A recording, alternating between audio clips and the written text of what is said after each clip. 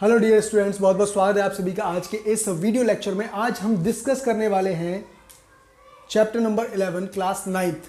ठीक है, तो बच्चों चैप्टर का नाम है पृष्ठीय क्षेत्रफल और आयतन।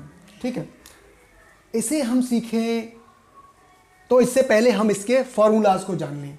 ठीक है, और फॉर्मूलाज को सीधे सीधे रटे नहीं। क्या नहीं करना है? फॉर्मूलाज को सीधे सीधे रटना नहीं है, कोई चीज़ कैसे ड्राइव आउट होके आई वो समझना है बेटा।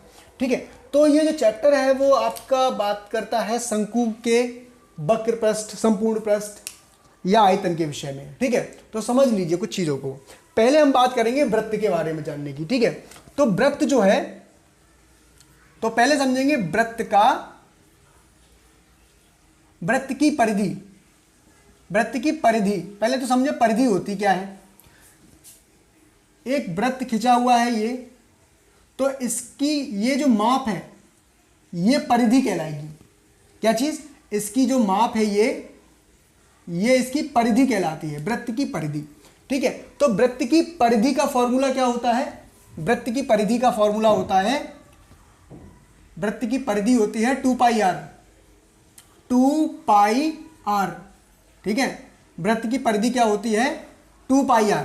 ठीक है, जहां पर r जो है वृत्त की त्रिज्या होती है, r त्रिज्या होती है।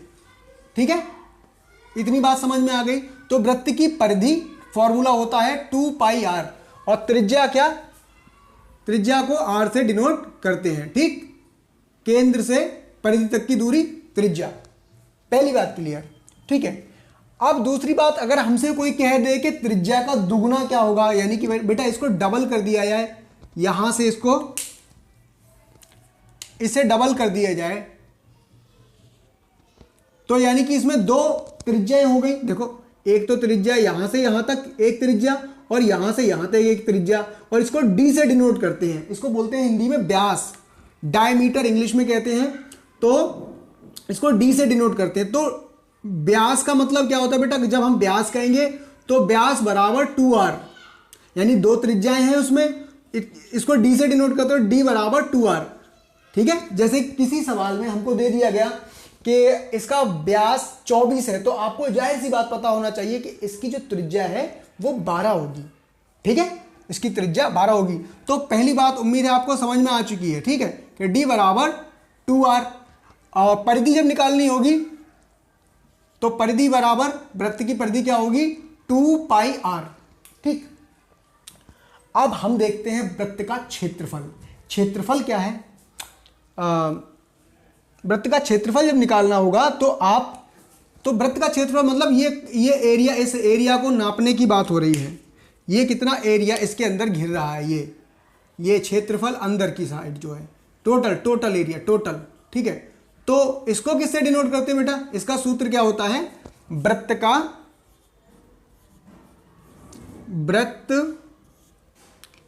का क्षेत्रफल, वृत्त का क्षेत्रफल, तो ये होता है पाई r स्क्वायर।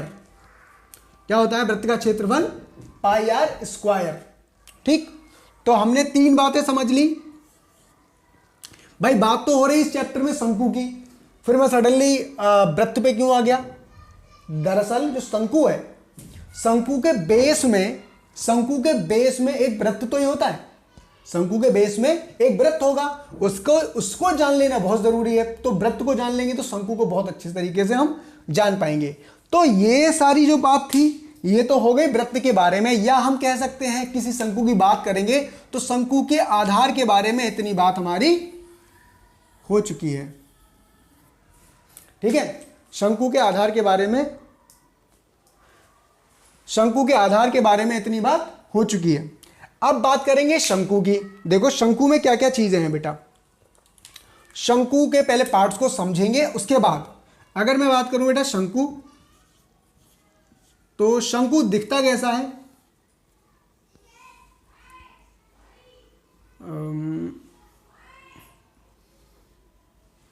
इस तरह की आकृति, और ऐसे बनाते हैं इसे। ठीक है,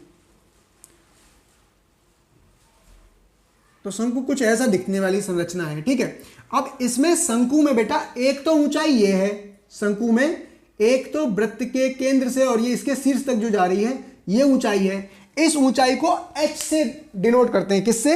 h। इसको किससे दिखाते हैं बेटा? h से दिखाते हैं।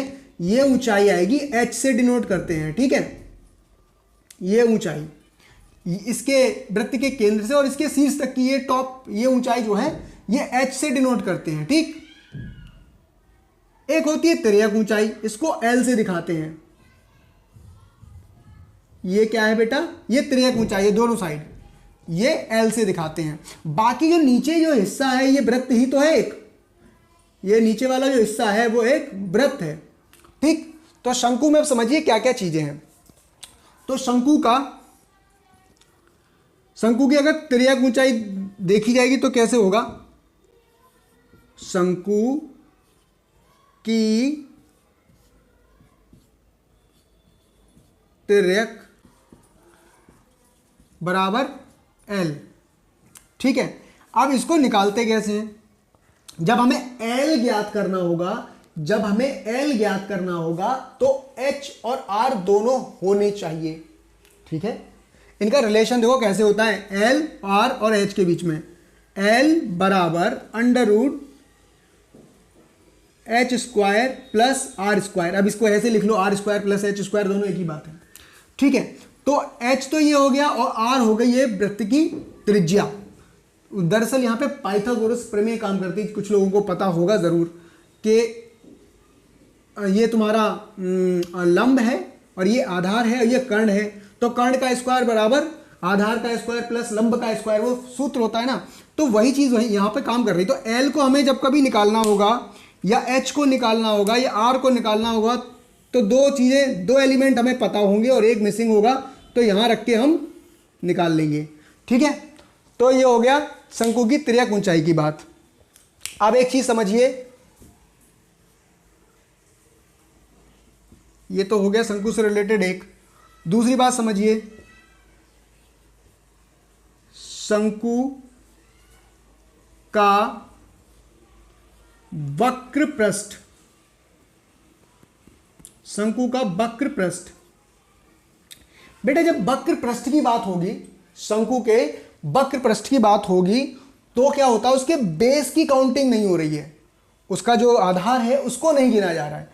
शंकु का वक्र पृष्ठ यानी कि जो उसका ये जो एरिया है ये, अब इस पे कितना कपड़ा या कोई कागज लपेटा जा सकता है, कितना पेंट होगा, तो ये जो एरिया को फाइंड आउट करना होता है, तो ये शंकु का वक्र पृष्ठ पता करना होता है, ठीक है। तो वक्र पृष्ठ जब करते हैं तो वक्र पृष्ठ में क्या क्या चीजें आ रही है?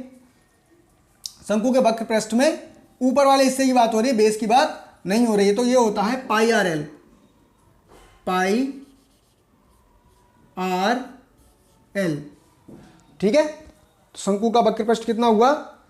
Pi R L. अच्छा, शंकु का वक्र पृष्ठ पाई आर एल। और तीसरी चीज आती है शंकु का संपूर्ण पृष्ठ।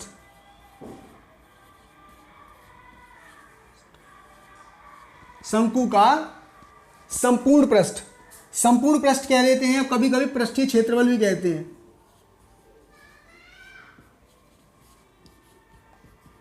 अब इसमें क्या है बेटा, इसमें दोनों चीज काउंट हो रही हैं,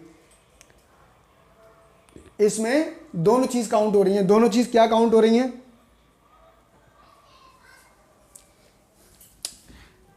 इसमें शंकु का ऊपर वाले हिस्से को भी गिना जाएगा इसकी, और जो नीचे जो बेस है इसका, उसका क्षेत्रफल भी इसमें लग जाता है। तो क्या हमने क्या देखा था, पृष्ठीय क्षेत्रफल कितना होता है शंकु का? पाई आर एल। और हमने जो नीचे जो देखा है बेस यानी वृत्त है, उसका क्षेत्रफल कितना होता है? उसका क्षेत्रफल कितना होता है? Pi r square, pi r square, क्योंकि नीचे वृत्त है, वृत्त का क्षेत्रफल पूरा काउंट होगा। तो पाई को लिया कॉमन, पाई आर कॉमन आ गए, ब्रैकेट में बचा एल प्लस आर। तो ये कुछ सूत्र हैं जो इस टॉपिक को, इस चैप्टर को फिनिश करने में, ठीक से समझने में बहुत आसानी प्रदान करेंगे। और अब हम इसके प्रश्नों को हल करते हैं। कोई समस्या अगर आपको सामने आ रही है तो आप कमेंट करके पूछ सकते हैं। उम्मीद है आपको बात समझ में आ गई होगी। एक बार मैं रिवाइज कर देता हूं। देखो, पहले बात की गई वृत्त की परिधि की। मैंने बात वृत्त की क्यों करी? क्योंकि सबसे पहले जो शंकु है, शंकु का जो बेस है, वो बेस क्या है? एक वृत्त है। ठीक है, तो वृत्त का क्षेत्रफल पता होना चाहिए। तो वृत्त का क्षेत्रफल क्या होता है? वृत्त का क्षेत्रफल होता है पाई आर स्क्वायर। वृत्त की परिधि होती है, आउटर साइड जो है वो परिधि जो है वो कितनी होती है? 2 पाई आर होती है। और वृत्त में यहां से यहां तक की जो जगह है, यानी कि केंद्र से लेकर परिधि तक की जो दूरी है वो त्रिज्या है, लेकिन ये दोनों तरफ ही टच कर रही है और केंद्र से होकर जा रही है, वो व्यास है। और व्यास जो है त्रिज्या का 2 गुना होता है, यानी कि d = 2r। ठीक है, फिर वृत्त के क्षेत्रफल की भी बात हो गई, तो वृत्त से संबंधित हो गया। अब जो अपर पार्ट था शंकु का, तो उसमें क्या चीज एक चाहिए थी? l, तिर्यक ऊंचाई, और एक h जो कि वृत्त के सेंटर से लेके और शंकु के शीर्ष तक की ऊंचाई है। ठीक है, और ये जो है यहां पर r।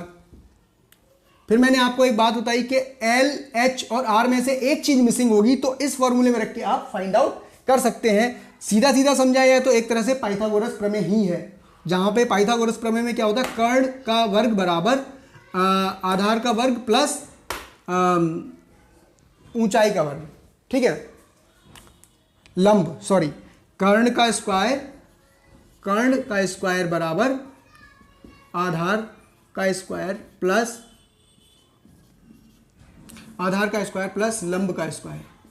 ये वही वाली चीज़ यहाँ पर काम कर रही है। ठीक है, तो यहाँ तक हमने ये तिर्यक ऊंचाई बता दी L, और ये इन दोनों में से फाइंड आउट करने का ये फॉर्मूला हो सकता है। फिर आती है बात शंकु के वक्र पृष्ठ की, जिसमें कि इसके बेस को यानी वृत्त को काउंट नहीं किया जाता है। उसका वक्र पृष्ठ निकालना हो तो उसका सूत्र होता है पाई आर एल। पाई का मान अधिकतर आप 22/7 ही रखें। ठीक है, अगली चीज आती है शंकु का संपूर्ण पृष्ठ, जिसमें कि इसके बेस को भी काउंट कर लिया जाता है, यानी कि इसके वृत्त में जो नीचे वृत्त है। अब देखिए, शंकु के ऊपर वाले हिस्से पे पेंट हुआ। सपोज करो किसी क्वेश्चन में पूछा गया है कि शंकु का संपूर्ण पृष्ठ ज्ञात कीजिए, तो वो ये कहना चाह रहा है कि शंकु के जो ऊपर वाला हिस्सा उस पर पेंट हुआ प्लस जो बेस है उस पर भी पेंट हुआ। तो इन दोनों को प्राप्त करने के लिए हम क्या करेंगे?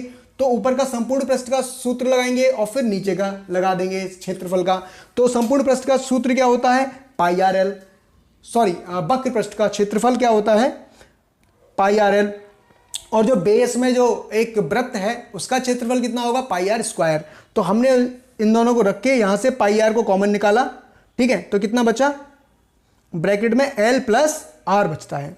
ठीक है, फिर अगले वीडियो में हम इससे रिलेटेड सवालों को सॉल्व करेंगे।